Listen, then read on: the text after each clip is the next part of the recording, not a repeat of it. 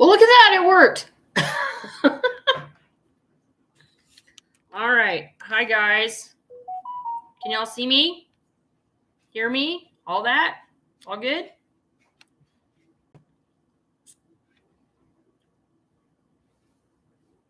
Cool. Awesome. What's the best supplement for SIBO? That's a tricky one. And SIBO looks like so many other things. The first thing you want to do is if you're doing a probiotic, don't do a probiotic.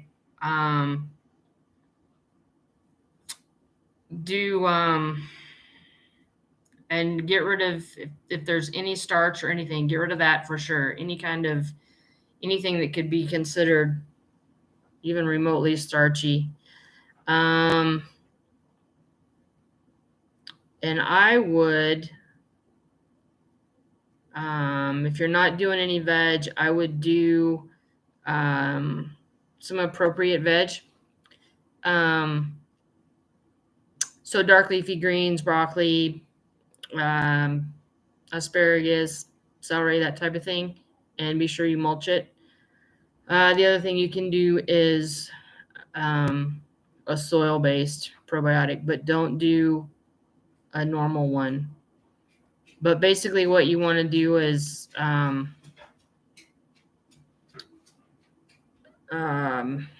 take care of the right bacteria that are in the right place. So don't feed anything. The new soil and seed. I actually am fixing to order some of that myself. I looked at the label, and I was on a Q&A retailer podcast with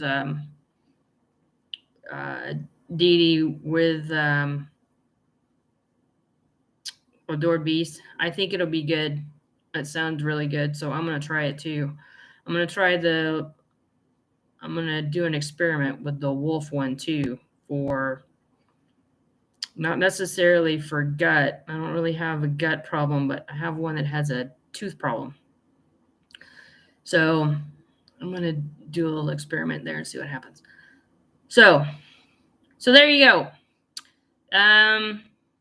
So how y'all been? What's been going on?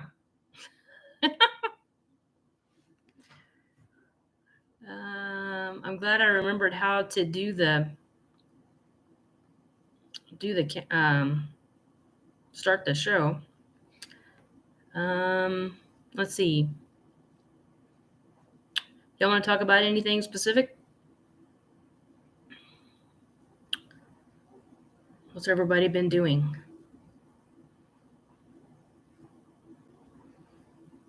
Tripe question. Okay. Go. You know, tripe is one of my favorite things.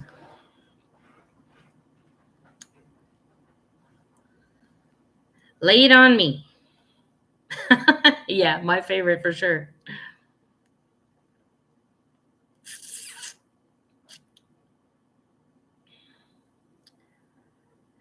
Hi, Keisha.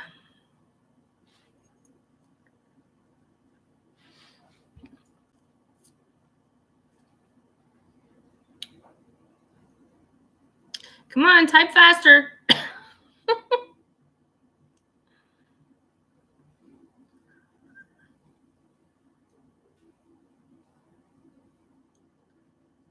Let's see. What can we talk about in the meantime?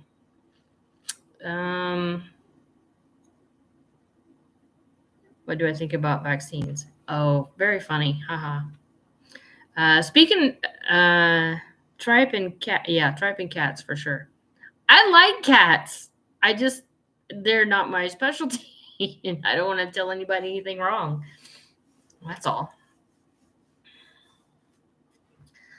I've actually had several cats in my lifetime. Of course, they all thought they were dogs. Adding to your dog's food, 8 ounces of food plus 2 ounces of tripe, but notice she's getting a little thick.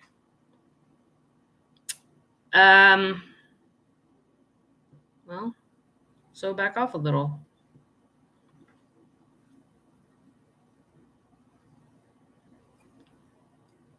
So 2 ounces, that's 20%. Yeah, cats are aliens for sure.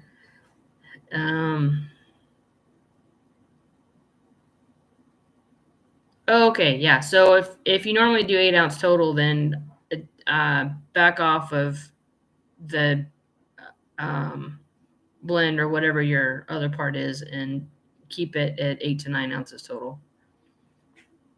Because that will definitely, I mean, that's adding 20% basically to her total food. So yeah, that'll make anybody a little thick.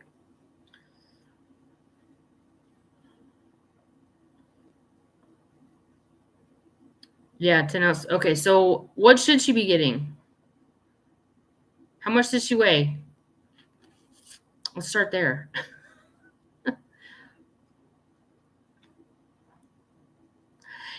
I think you're getting hung up on how much of anything. If she's getting too fat, then just take a little bit away.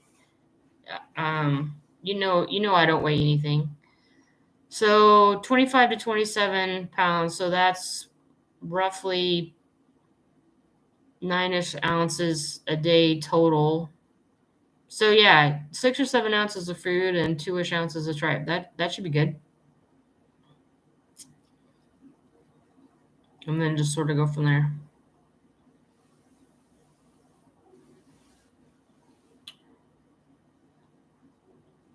That should be good.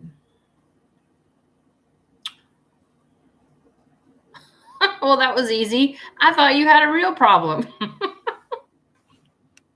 Ah, what else y'all got? I saw somebody. I was on a talk about viruses. Oh, viruses are not real, peoples.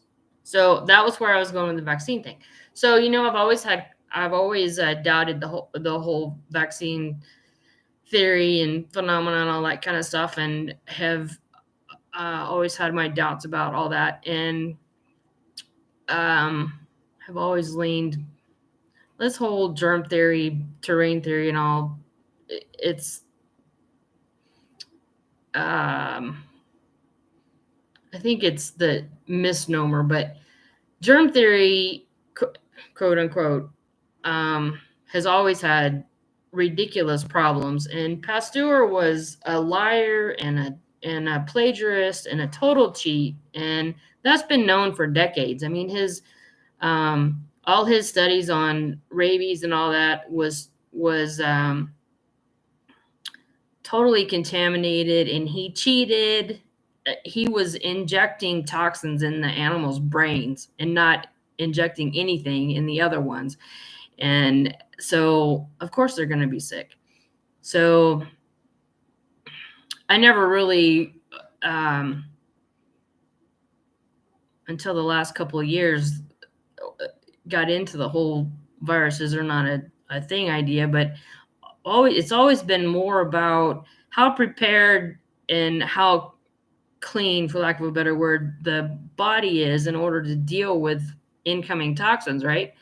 So, but if you actually look at it, the bugs are not causing the problem, right? So bacteria are there to clean up the mess. And so the only problem with bacteria is their metabolic waste. They can put off toxic waste like that. So then but again, it's a toxin. It's not the bacteria making the sickness. It's cleaning up this. It's there because of the sickness. So the most common analogy I hear is like, it's if there's firemen at the fire, they must have started it. It's the same sort of thing. So it's all backwards. And the other thing about bacteria, y'all have probably heard me say that, like what I was just talking about, veg for the SIBO thing.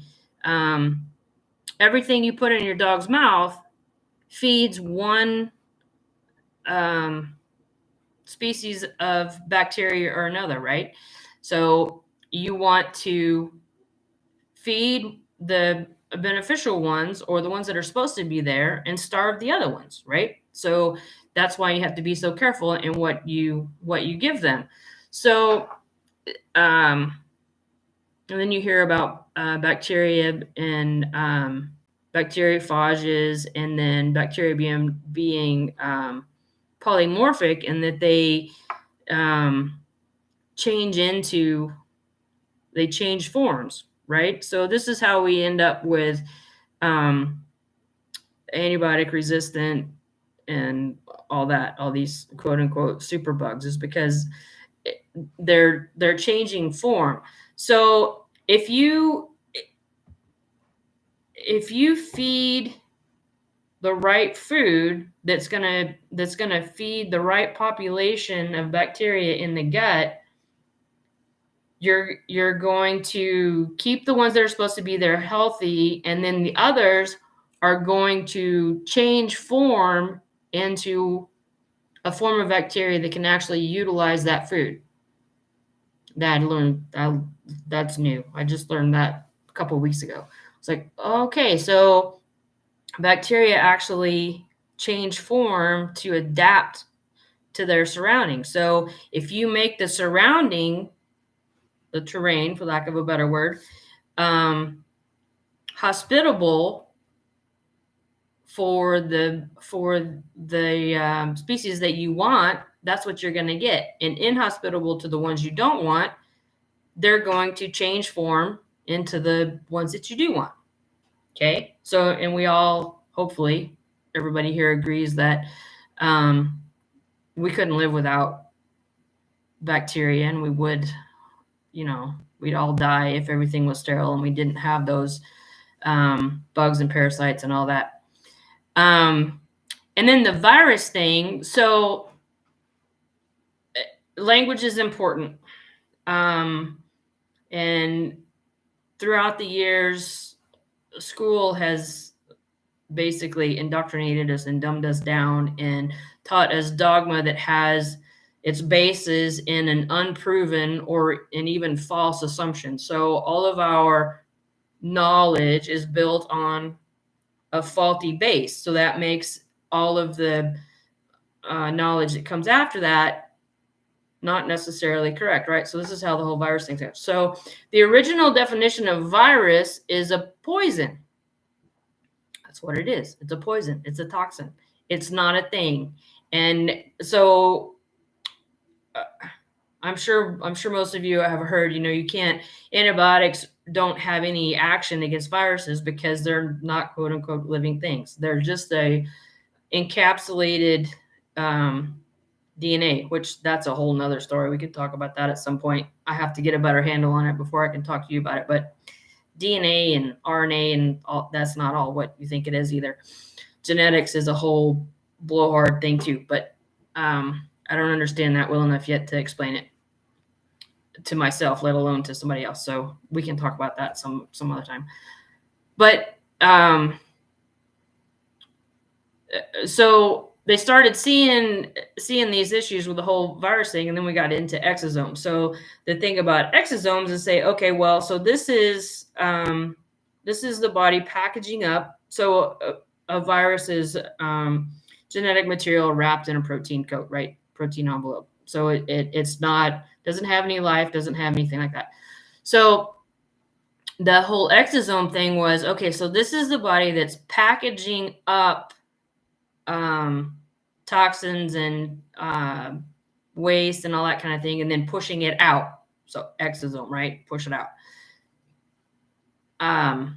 But that's not even true either, because all of this stuff they've deduced from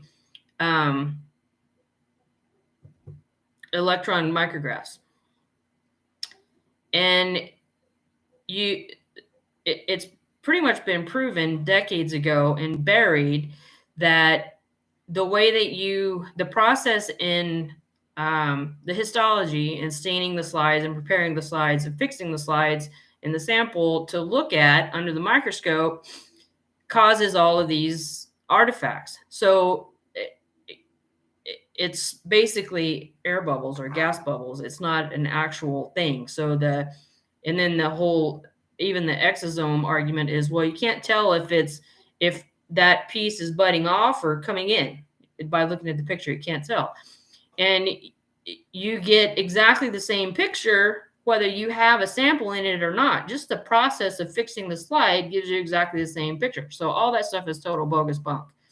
So it's really diabolical the way all this stuff came about. So thank you, Mr. Rockefeller. I could tell you more about that too, but yeah, it has too many cans of worms. Okay, so viruses aren't real. There's never been any virus of any denomination, of any kind whatsoever, that has ever been isolated and shown to be real. Okay. And all of the studies that have been done on contagion, so like airborne contagion from one bug passed on to from one person to another, or from one being to another, or whatever, has failed. The only way they've ever been able to make someone sick from somebody else is to extract some sort of fluid, grind it up, which is everything, like if you take lung fluid, you have all kinds of tissue and body fluids and metabolic waste, all that stuff, and inject it somewhere. You're just injecting a toxin into an innocent body. And so your body responds by trying to get rid of it, which makes you quote unquote sick. And sickness is not what we call sickness, is a symptom. It's not it's the healing part. The symptoms are the healing. So you don't ever want to suppress a symptom, like fevers. Don't ever suppress a fever. That gets into the whole water, 4 phases of water and all that kind of stuff. And cells are not what you think they are either. So cells are like gelled water, and all of the components that, the Golgi apparatus and the ribosomes and all that stuff. The mitochondria are really the mitochondria and the nucleus are really the only things that are really in a cell, in the cytoplasm. And it's gel. So if you're sick enough, if you have enough toxins build up that you need to get rid of it, the fever is to melt the gel of the cell. Think of it like a Jello salad. You have a Jello that has fruit in it or something, and if you have a toxic grape, the best way to get the grape out is to melt the Jello, let the grape come out, and then re-gel it, right? So that's what the body's doing when it has a fever. It's melting the gels in the cell so that it can release the toxin and let it go out the elimination route, and then re-gelling. So you don't ever want to suppress a fever. You don't want to suppress coughs. You don't want to suppress mucus. You don't want to suppress any of that stuff, because that's the body cleansing itself from the toxins. And yes, dogs are the same. So, and when I say no viruses are real, this includes the whole rabies fiasco. That's not a real thing either. Now, that's not saying that dogs and people and all that don't get sick. Obviously, we do, but it's not from a contagious critter. It's from poisons and toxins. You think about it. Think about I don't know. Some of you may think I'm a conspiracy theorist at this point, but everything I'm telling you here is totally provable, and it's like just top level or surface level research can tell you all this. So think about all the stuff that they're poisoning us with, right?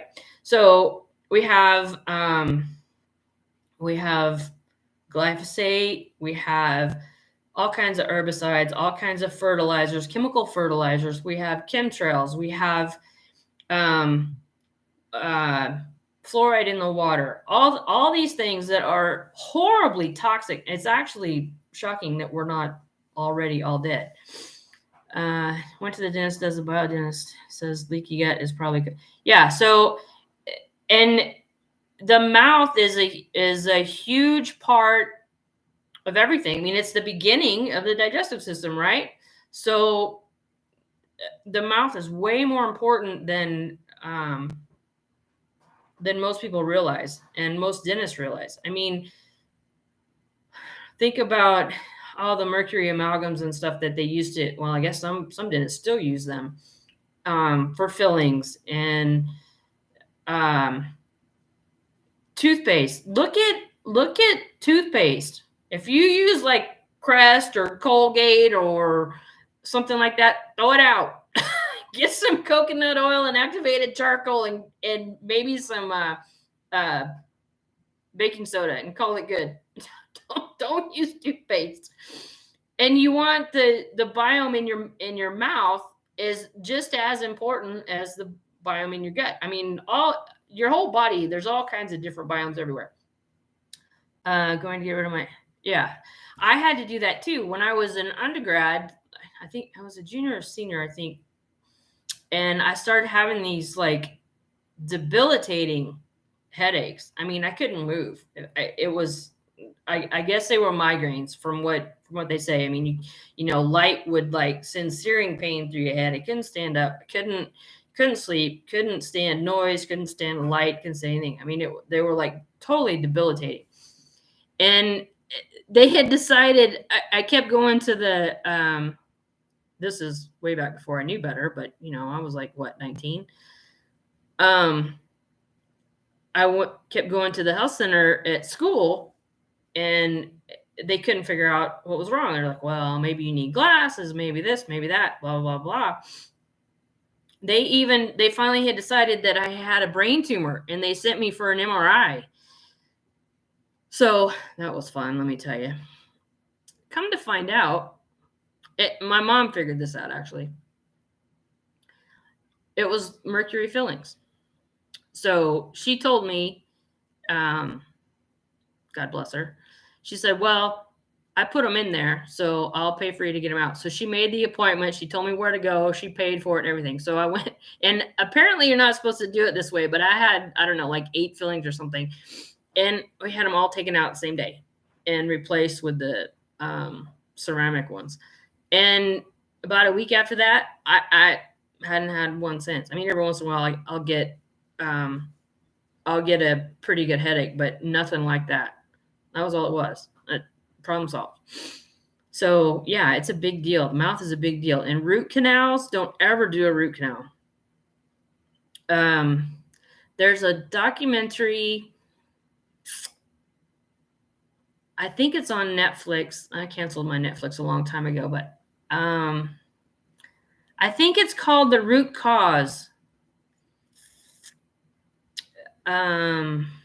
It's either on Netflix or Iconic, or it might be on both actually, but look and see. That's a really good, I watched it years ago, but it's really good, especially if it's something that you're just learning about.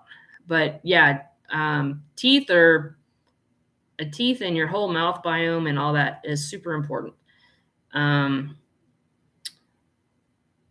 Your hair, your body, you have to be super careful with soaps and shampoos and things like that. Definitely laundry detergents. I went for a while where I wasn't even using anything. I was just running my clothes through the wash with just water. Now I'm using, I just do the OxyClean, a natural, not the OxyClean brand, but a natural OxyClean. I don't use detergents or anything. And I tell you what, y'all might think I'm crazy. I don't know, but I'm convinced that this is what happened. So, I told you a little bit ago that I was going to do an experiment with the wolf probiotic. So, last year, Dee and I went to Louisiana to pick up a puppy. My newest puppy, that she's a year and a half now. And I was getting her from the same guy that I got 2 of my other corgis from. And Mabel and Hazel, if y'all have seen any of my Facebook stuff, they're on there. That's really all I post is pictures of them. But anyway, I took them with us so he could see them, because he hasn't. I mean, Mabel was 10 and Hazel was 8, I think. And he hadn't seen them, and Mabel actually was the one that he wanted to keep to show because she was the best one in his litter. But anyway, long story. So I took him with us, And it was still summer in Louisiana when we were down there, and hot, and fleas, and oh my gosh. So we came home with fleas. And so, and I don't give the dogs baths either. I mean, if they usually they just get rinsed off and then dried off. But as far as soap, I hardly ever do that unless they roll in something gross, and sometimes Mabel rolls in poop. But anyway, the groomer, this is when I was still at the kennel. The groomer was like, "Can you give them flea baths? Everybody has fleas." So, and with fleas, you don't necessarily even have to. This is a trick too. You don't have to use flea soap, but if you use just some kind of soap, start at the head, because they'll run away from the water, right? So you start a ring of soap behind their ears and around their neck like that, and then chase them with the suds and with the water, chase them down and off their backside. That's the easiest way to get them off, because if you're infested with fleas, it's like a mess. But anyway, the groomer used an actual flea soap on Mabel, and the smell was horrific. And I was like, oh my God. It's like, so we gave her another 1 or 2 more baths trying to get rid of the smell, because I couldn't be within 15 feet of her. And after all that happened, her vitality, it was nothing obvious, but I noticed it. Her vitality went down quite a bit. And she seemed not nearly as healthy, and she was having issues. And she even got like a really small hot spot. I don't have trouble with that with my dogs. So I rebuilt her biome back up and all that. This is from baths, mind you, just baths. And I've never had any trouble with any of their teeth. And after that happened, she has a rotten tooth. She's got on her, on the right side, her very top, right on the top, the farthest back tooth is like coated and crusted in this nasty black stuff. And she won't let me scale it. It hurts. It's painful. And then the longer one, I don't know what teeth are called, but the longer one right in front of it has got some issues along the top. It's not quite as bad as that far one, but that happened when I screwed up her skin biome with those baths. Before that, everything was fine. So I'm sure that's what caused it. So that's how important those types of things are. Who would ever think that a flea bath would cause a rotten tooth? I guarantee you no vet's going to tell you that, but I also guarantee you that's exactly what happened. So that kind of stuff is like super important. You have to think completely outside the box about all this stuff.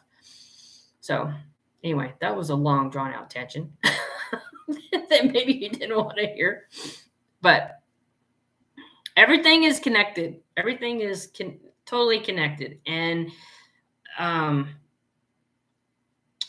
basically when you have a sickness and you're showing symptoms, it's a detox process. So you don't want to suppress anything, whatever the symptom is. The symptom, think of it this way, the symptom is the healing part, right? It's the body healing itself. The body is incredibly intelligent in its own right. So the more you suppress, the further down you just push things further down, and then they come out in worse places later. So that's why you always hear me say, unless your dog's fixing to die in 5 minutes, don't give antibiotics, because you'll screw everything up big time. Steroids too. I mean, granted, there are some emergency cases where you have to do something, and sometimes you're in a position where you're just at a loss and don't know what else to do, and you have to do something. So but keep all those things in mind. It's not something that you can't just say, oh, well, I can give a course of antibiotics and then fix it with probiotics. It doesn't work that way. was actually who was it? Raw Pet Medics has their live on Tuesdays, and I was watching them. We were talking about this too, about basically, I was kind of excited because they said kind of the same thing I did about whatever you put in your dog's mouth feeds a certain species of bacteria, right, in the gut, certain part of the biome. That's basically what they were saying. They were saying, for the most part, probiotics are not, unless you have like a serious, real gut sickness and all that. And even then, how much does it really help? The only way to reseed those species and to support that biome is by what you feed them. So there you go. It's kind of nice. I'm finally, after several years, I'm finally starting to hear my words come back at me from other places, and I'm like, yay! So anyway, yeah, totally species appropriate. That absolutely. Addison's. We were talking about Addison. We were talking about Addison's on the podcast today. I don't think she posted it yet. Any tricks on how to get my? I'll come back to that in just a second. Trips. How to get my beagle to get along with a cat for? Oh, good luck with that. Yeah, I don't know. Normally, so if the dog doesn't chase the cat, typically the cats are fine. Or if the dog chases the cat and the cat stands his ground and swats it, then it's fine. But as far as introducing them and all that, I don't know.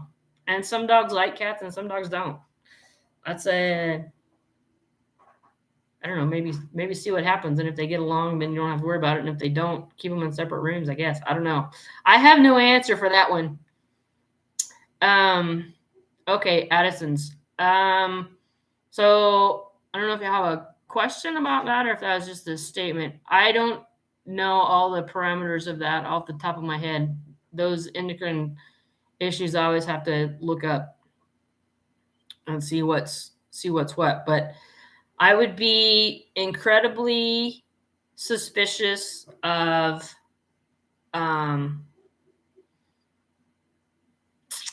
any kind of testing and all that. I am just not convinced that any of those testing, any of the typical tests are very accurate. Yeah, Jackson Galaxy. We were talking about cats last week on the podcast, and Dee Dee said that there weren't any cat behaviors, and we went off on a whole Jackson Galaxy tangent. I don't know if she's posted that one yet or not either.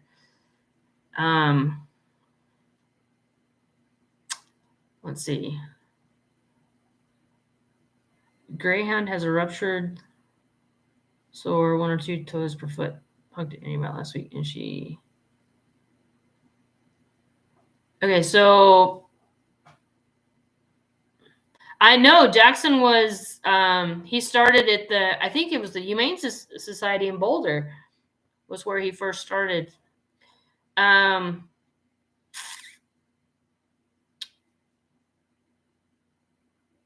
Right where the nail meets the pad. Okay, so do they lick it? Is it and raw fed doesn't necessarily mean a lot. Some people, depends on what that actually means.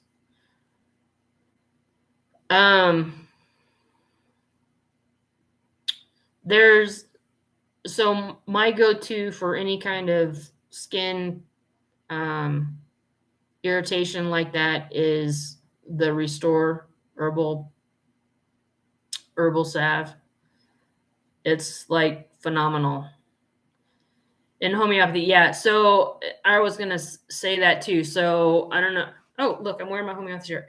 I graduated from Academy of Homeopathy last year, and they offered a mastery program. I just started that this past week, so I am deep diving into homeopathy now too. So I've been trying to incorporate that into my consults now. So, but as far as skin irritation, the Restore, and Dee Dee has that.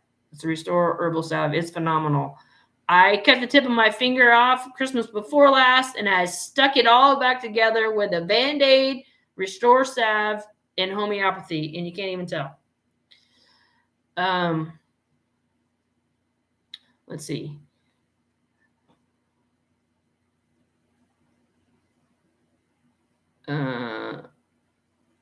What are these ingredients to? But I say no right off the bat for whatever it is. Is that a vitamin supplement or treats, or what is it? Sojo's mixing. Yeah, don't do that. So sweet potatoes, carrots, flaxseed, tricalcium phosphate, carob powder, zinc plus sulfate, E supplement, no. Ferrous fumarate, no. Copper sulfate, no. Decalcium pentothenate, no. Riboflavin D3 supplement, no. No, none of that's good. The only thing that's good in there is the apples and the cranberries.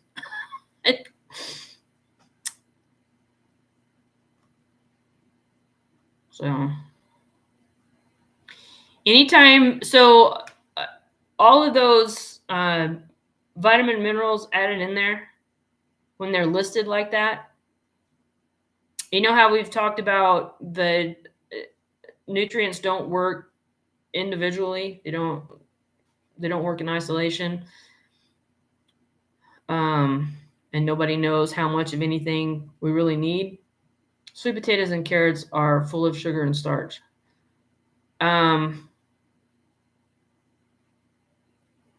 So anytime you have vitamin minerals listed like that, one, they're in isolation. They've been isolated and added in, and two, they're 99.9% likely synthetic. So you don't want anything like that. Don't feed anything that has more than 5 ingredients in it.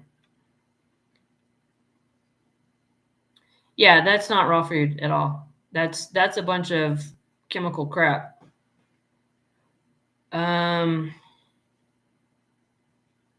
Yes, apples are sugar, but they have more going for them than the root vegetables. So actually apple skins are better, but the fruit is going to have more antioxidant and flavonoids and riboflavin, all that kind of stuff in there. Not riboflavin. So you have more going for you with the apples, but you don't want to do a lot.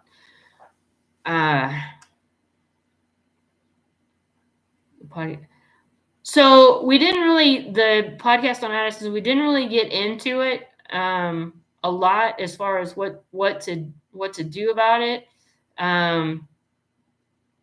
But we just recorded it today, and then her power went out, so we don't even know if it actually saved or not. But I think she posts them a day or two afterwards. But somebody else she knows has got one that the vet said. We kind of talked about how we got to that Addison's diagnosis. And in that particular case, the one we were talking about, it was like a shot in the dark, it sounded to me like. And so, we were talking about what symptoms the dog had and all that. So what kind of symptoms do you have, and how did we come to that? And what did they tell you to do? Maybe I can tell you something about that. And I know it has something to do with cortisol, but I can't remember if it's high cortisol or low cortisol. Dried dulse flakes to add iodine to meal instead of Seaweed. Well, I won't say seaweed is seaweed, but um, I think that's probably fine. I don't know of any reason not to use those flakes, but you have a reason not to use kelp, that you don't want to use kelp. Um, just curious. And so that kind of brings up a good. It seems to be that copper and iodine are both like on everybody's radar now. Um, I think you should always feed a little bit of something from the sea, be it a phytoplankton or whole fish or um, a seaweed powder of some sort, just a little bit. But don't get worked up about the iodine thing unless you're really seeing thyroid issues. Let's see. Did I skip anybody? I don't think so.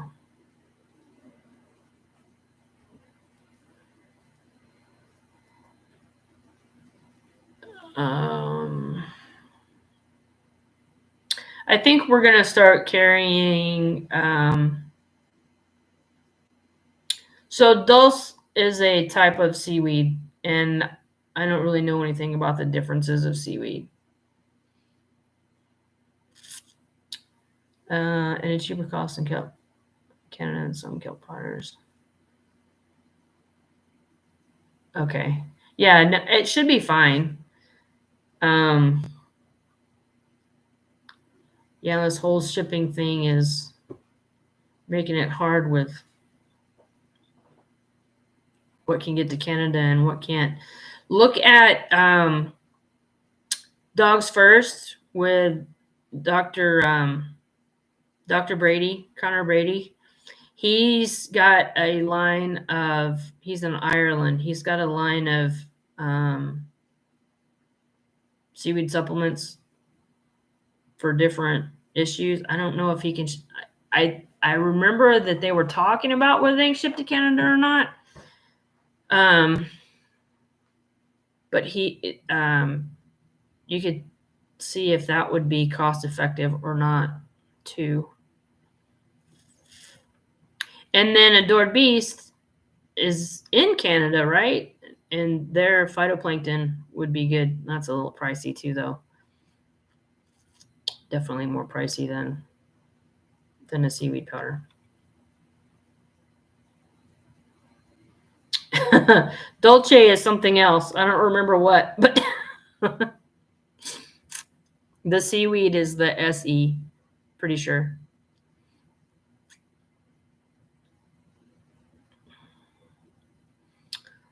All right. Stress they put them on prednisone.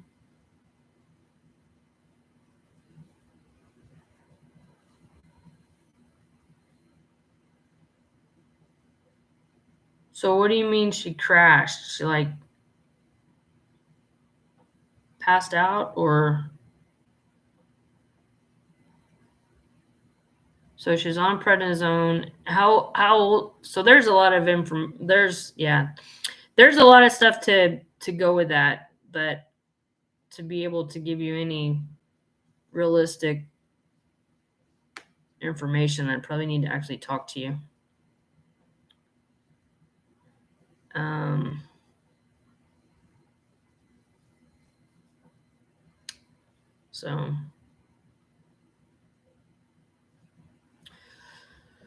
So yeah. Let's see, what else? Did I start on something and then go off on a different tangent and not finish on anything? I don't think so. Oh, I was telling you about homeopathy. So yeah, I'm doing more in-depth on homeopathy stuff right now. So that should be pretty exciting. Oh, and you all know you can go to rawdogfoodandco.com and to get it to do consults with me or Andi if she has contact spots for both of us. Andi for her chiropractic and me for the nutrition. Go to homeopathic you keep on hand. That's a loaded question, but yes. So, and actually, it's called Go To. The Adored Beast has a, a liquid called Your Go To, and I think it's arnica and aconite, I think, which would be for shock and trauma and minor injury, that type of thing. And then the jump for joints is I live on that. Me and the dogs all live on that. So it's really good for arthritis, pain, joint pain, regular stiffness, that kind of thing. But as far as just having things on hand, I would definitely have arnica, and I would have it in a 200 potency. I would have apis in a 30 and or 200. Apis would be for insect bites, bee stings, wasp stings, stuff, things like that. I would have well, there's a couple that I have that are specific for me, but Nux vomica would be a good one for, they call it the hangover remedy, but it's basically for overindulgence in anything. So, and that could be food or anything. It doesn't necessarily have to be food or drink or anything like that. It could be just an overindulgence in anything. Arsenicum is good for like acute bouts of stomach issues, that type of thing. Yeah, you can use homeopathy on anything. You can use it on people, any animals, plants, anything. I think the whole plant thing is kind of funny, but people have used it and it works. And it's safe for cats for sure. Let's see, what else?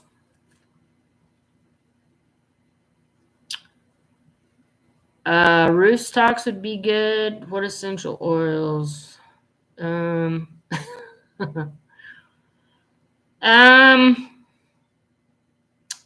I don't respond real well to essential oils, so I don't have very many. Lavender is good. I have eucalyptus for, how when you were a kid and you get stuffed up and your mom would like rub Vicks Vapor Rub on you, right?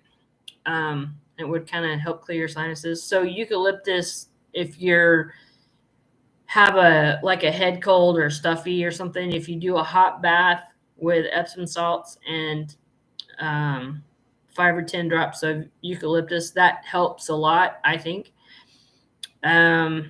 It kind of depends on what types of issues you want to be prepared for.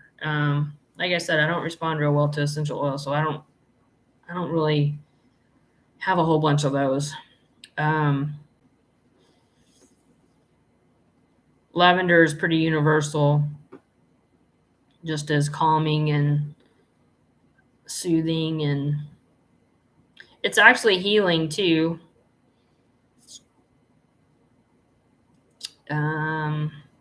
Bach flower stuff, a rescue remedy, that's a good one to have on hand.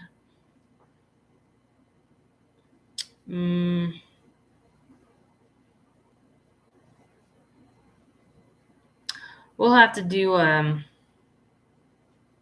homeopathy night one night. So I don't necessarily think that essential oils are really toxic, but here's the thing. So Rita Hogan, who is she's the canine herbalist. Some of you probably know who she is or have seen some of her stuff or whatever. She says that in the herb world, essential oils are like a hammer because they're like the most potent thing you can use. So they can be dangerous if you just put them straight on a mucous membrane. They can be, if you use the wrong one, they can be noxious. But here's the biggest thing with dogs and cats are sensitive to pretty much everything. So I wouldn't even go there with cats with essential oils. But think about how strong they smell to you, right? And if you think that a dog's sense of smell is 200 to 1,000 times more sensitive than we are, and you actually put an oil on them or something like that, they can't, if it's not right for them, if it's not something that they can't get away from it. They can't, they're trapped. So in that sense, yes. I mean, if you know how to use them, if you're incredibly careful, if you're going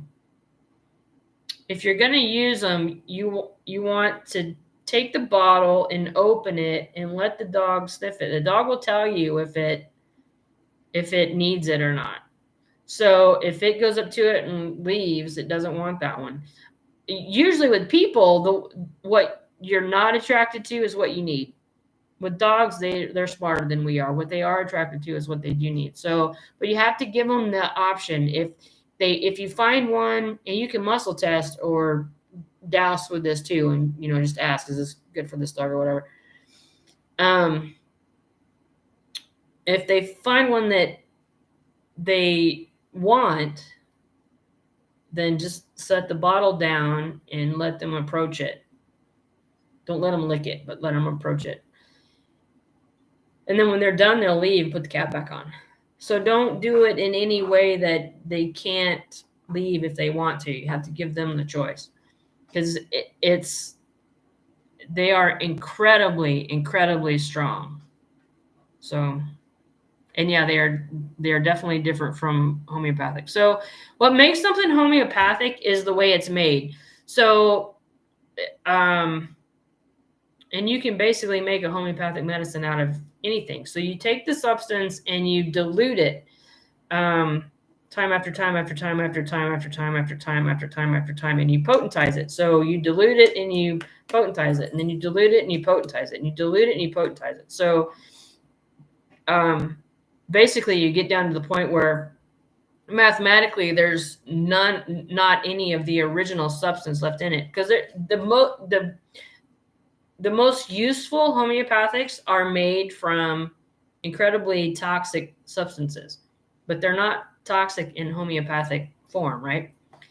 So like arsenicum is arsenic, but it's a fantastic homeopathic, but it's diluted and potentized down to the point where there's not any molecule of the original substance left. So in that sense, it's kind of like it's an energetic or frequency, if you want to look at it that way. So the body responds to that frequency or that essence or energetic or however you want to look at it, and it gently pushes it to heal itself. So it's you have to completely read. It took me forever to wrap my head around it, but it's because it's completely different than allopathic medicine.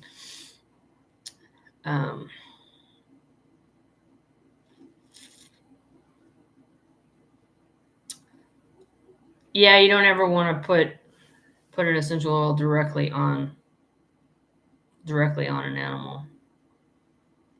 I've done it directly on myself once or twice a long time ago. I don't know what was going on, but I kept breaking out in hives. And the only thing that would make it go away was lavender. So I was carrying a bottle of lavender around with me, And every time one would pop up, I'd just like dab it on there. And that went on for like 2 weeks, and it finally stopped. I never did figure out what it was. I think it was some sort of dietary detox or something, but it was a long time ago. But that's the only time I've ever done that. All right.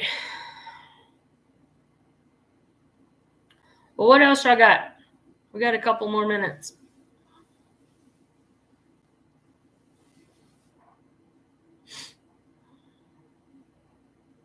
Anything? Anything? Bueller?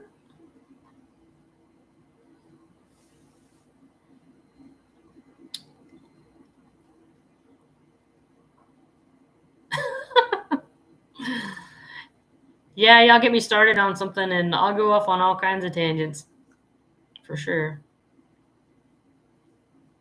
All right, well, I guess let somebody get something in there real quick. I guess we're good. If you want to do a consult, go to dogfoodandco.com and Ask the Nutritionist is on there. I know. I don't ever bathe the dogs. Like I said, unless they roll and poop or something. But even then, it's just a kind of a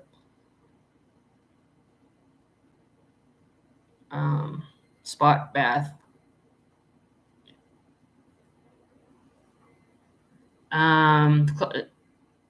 When they're blowing their coat, I won't anymore, but when I was still at the kennel, we would like wet them down and then use the high pressure dryer and blow them out just to get their hair to come out. But as far as using soap, no.